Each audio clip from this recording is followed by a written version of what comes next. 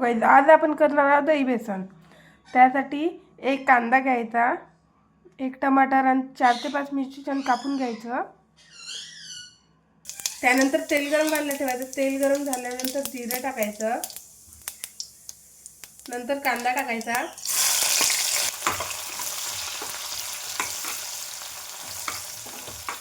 नंतर मिरची टाकायची,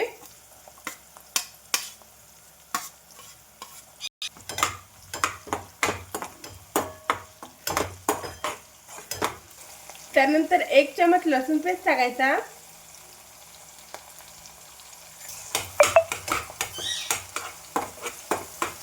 नंतर टमाटर टाकायचं,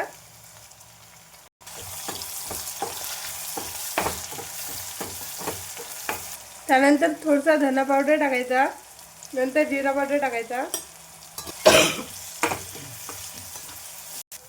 नंतर अर्धा चमच हळद टाकायची,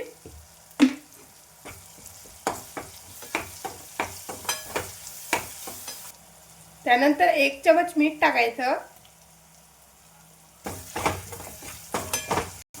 नंतर 1 वाटी दही घ्यायचं, ते पण टाकायचं, त्याला छान मिक्स करून घ्यायचं।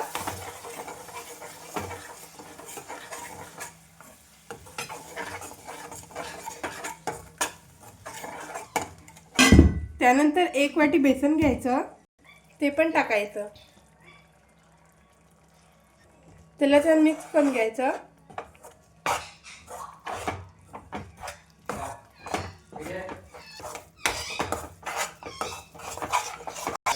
त्यानंतर 1 ग्लास पाणी टाकायचं,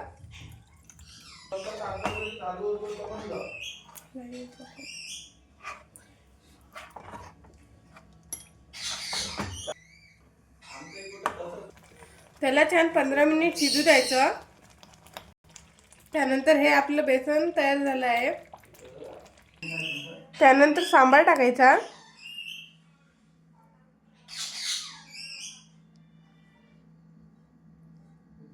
त्यानंतर हे आपलं स्वादिष्ट आंबट बेसन खाण्यासाठी तयार आहे।